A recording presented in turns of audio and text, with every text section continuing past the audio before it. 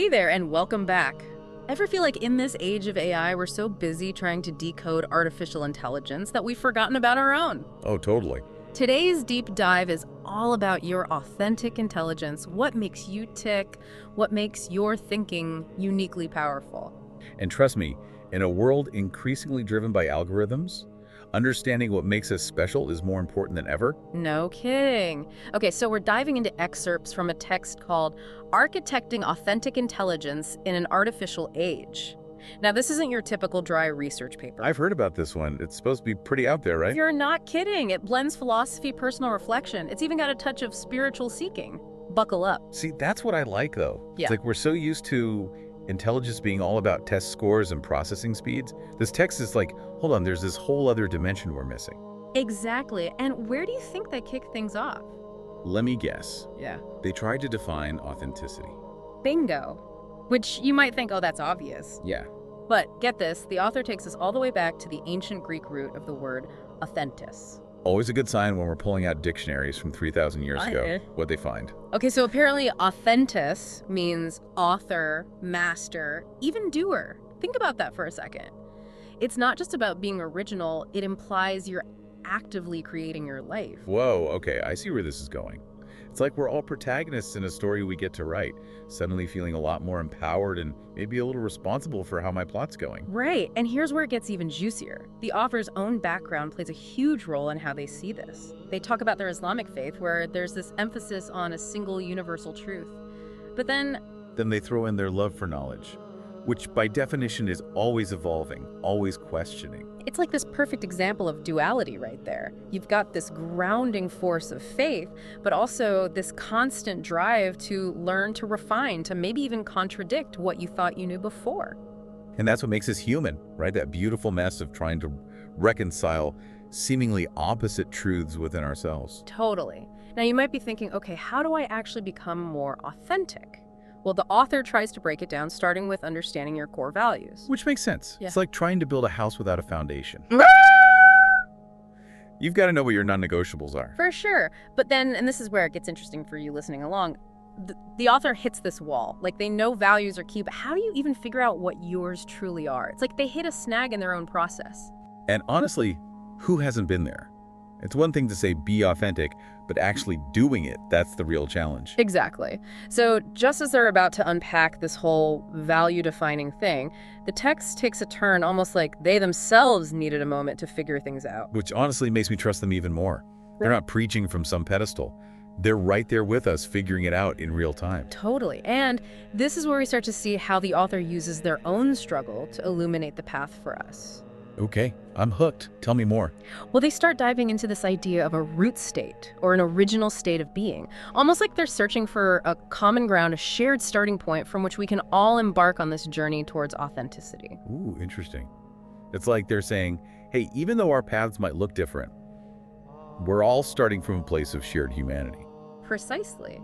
And they even connect this idea to their own spiritual beliefs, wondering if this original state might be linked to a higher power, a unifying force that connects us all. I love that. It's like they're acknowledging that while we each have our own unique journeys, there's something bigger than ourselves that binds us together. Exactly. And you know, it's interesting how they contrast this with their earlier emphasis on root thinking. Remember, they never really defined it, but it seems to be all about questioning assumptions and digging deeper into the why behind things. Right. It's like they're saying, yes, it's important to have faith, to believe in something beyond ourselves, but it's also crucial to engage critically with those beliefs. To examine their roots and understand how they shape our worldview. Exactly. Yeah. And I think that's such a crucial point, especially in today's world, where we're constantly bombarded with information from all sides. We need to be able to think for ourselves, to question what we're told, and to form our own understanding of the world. Absolutely. And I think that's where the author's concept of root thinking comes in. It's about cultivating a curious and discerning mind, one that's willing to challenge assumptions and explore multiple perspectives in order to arrive at a more nuanced and authentic understanding of the world. I love that. Eh, And, it makes me think about how often we accept things at face value without ever really questioning where those beliefs came from or why we hold them. It's so true. We kind of inherit these beliefs from our families, our culture, the media we consume, and we rarely stop to examine whether they actually align with our own values and experiences. And that's a recipe for living an inauthentic lives, isn't it? Yeah. If we're not living in alignment with our true selves, then who are we really living for? It's a question we all need to ask ourselves, and it's one that I think the author is subtly guiding us towards through their own exploration of authenticity. It really makes you think about the stories we tell ourselves, right? Like, Yeah. what if we chose to rewrite those narratives to focus on the positive? Yes. And you know what's wild?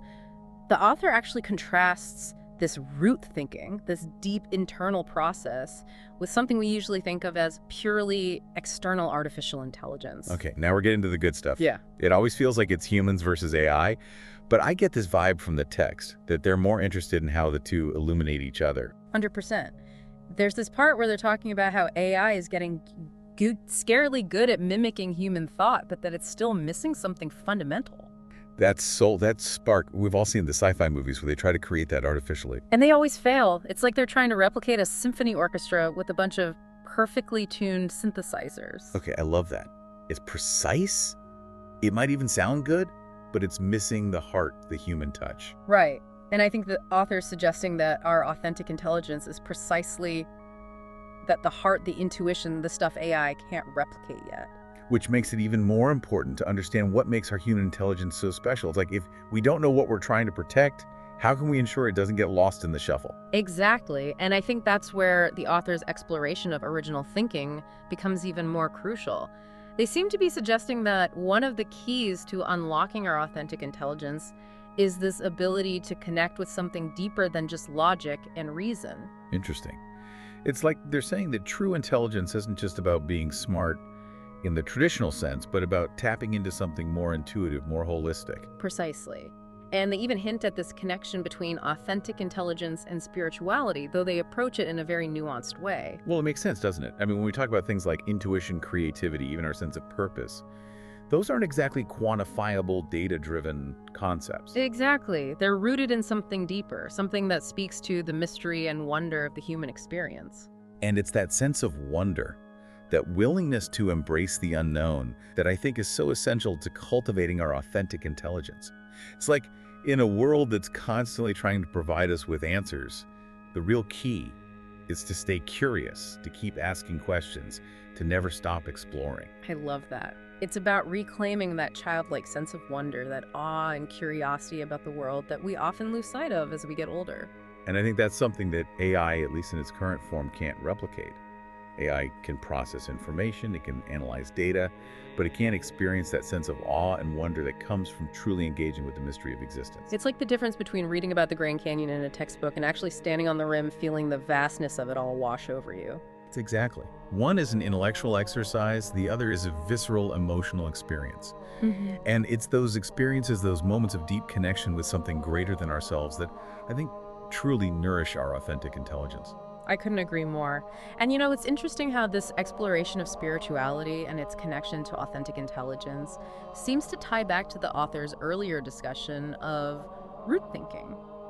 Remember how they emphasized the importance of questioning assumptions, of digging deeper into the why behind things? Yes, it's like they're saying that even our spiritual beliefs, those things we hold most sacred, should be subject to the same level of critical inquiry as everything else. Exactly. It's about approaching even our most deeply held beliefs with a sense of curiosity, a willingness to examine their origins and to see if they still resonate with our lived experience. Because blind faith, just like blind acceptance of any information, can lead us down some pretty dangerous paths. Absolutely. It's like even if you were given a map that claimed to lead to the most beautiful treasure, wouldn't you still want to check your compass every now and then to make sure you're headed in the right direction? Exactly. And I think that's what the author's getting at here. It's about trusting our own inner compass, our own capacity for discernment, even when it comes to matters of faith and spirituality. Because ultimately it's about finding our own truth, our own path to meaning and purpose. And sometimes that journey requires us to question everything, even those things we thought were unquestionable. It's like they're saying, don't just take my word for it, or anyone else's for that matter. Go out and explore for yourself, question everything, and discover what resonates with your own soul. I love that. It's an invitation to embark on our own personal pilgrimages, to seek out wisdom and understanding, not just from external sources, but from the depths of our own being. And I think that's a journey worth taking, even if it's challenging, even if it leads us in unexpected directions. Because it's in those moments of uncertainty, those times when we're forced to question everything we thought we knew, that we often discover our greatest strengths and uncover the most profound truths about ourselves. It really does make you wonder about the stories we tell ourselves and how those narratives shape our lives. Absolutely. And you know what's funny? Even though the author is diving deep into these philosophical concepts of authenticity and root thinking, they also offer some surprisingly practical advice. Oh, for real? Yeah. Well, they actually lay out this sort of formula for achieving our desires, which, let's be honest, is a huge part of living authentically, right? Going after what we truly want. Okay, so no magic spells or secret mantras. No magic spells, unfortunately. Okay. But they do highlight 4 key elements that they believe are essential for turning our desires into reality. And these are clarity, conviction, persistence, and action. Interesting. Those sound simple enough, but I have a feeling there's more to them than meets the eye. Exactly. Because while they might sound like common sense when you really think about it, they're often the things we struggle with the most. Like, how often do we actually take the time to get really clear on what we want and why it matters to us? That's a good point. It's easy to have these vague ideas floating around in our heads, but actually pinning them down, that's another story. Yeah. Right. And even when we do have some clarity, we often lack the conviction to actually pursue those desires wholeheartedly, especially if it means stepping outside of our comfort zones or challenging the status quo. Oh, tell me about it. It's like that little voice of self-doubt creeps in and tells us we're not good enough, not smart enough, not brave enough to go after what we truly want. Exactly. And that's where the conviction comes in. It's about believing in ourselves and our dreams, even when it's hard, even when we're faced with setbacks or challenges. It's about having the courage to keep going, even when every fiber of our being wants to give up. So it's not just about having a dream, it's about having the unwavering belief in ourselves to actually make that dream a reality. Exactly. And that's where the persistence comes in. Because let's be real, achieving anything worthwhile in life requires effort, it requires dedication, and it often requires us to overcome obstacles and setbacks along the way. It's like that saying, anything worth having is worth fighting for. Exactly.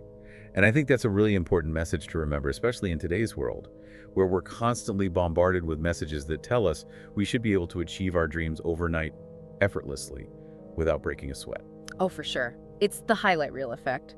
We see everyone else's perfectly curated lives on social media, and we forget that behind every success story, there are usually countless hours of hard work, dedication, and yes, even failure. Exactly. And I think the author is subtly reminding us that failure is not the opposite of success. It's a stepping stone on the path to achievement. I love that. It's like every time we fall down, every time we stumble, we learn something valuable, something that helps us to get back up stronger, wiser, and even more determined to achieve our goals. Precisely. And you know, it's interesting how this emphasis on action, on persistence, on embracing failure as a part of the process, connects back to the author's earlier discussion about the duality of things. Oh, I see what you mean. It's like we often think of success and failure as these separate opposing forces. Exactly. But the reality is they're two sides of the same coin. You can't have one without the other. It's like you can't have the highs without the lows, the triumphs without the setbacks. It's all part of the journey. Precisely. And, you know, it's in those moments when we're feeling discouraged or like we're not making progress towards our goals that it's most important to remember that every step forward, no matter how small, is still a step in the right direction. And that every setback, every failure is an opportunity to learn to grow and to come back even stronger. Exactly. So as we wrap up our deep dive today, I want to leave you with this thought. The journey towards a more authentic and fulfilling life isn't about achieving some external measure of success. It's about embracing our true selves, aligning our actions with our values, and using our unique gifts to make a positive difference in the world. Beautifully said. And if this deep dive has inspired you to embark on your own journey of self-discovery, to explore the depths of your own authentic intelligence, then we encourage you to delve deeper into the source material. We've only just scratched the surface of these complex and thought-provoking ideas, and there's so much more to explore. So keep questioning, keep exploring, and keep living authentically. Until next time, remember your story matters, your voice matters, and the world needs to hear what you have to say.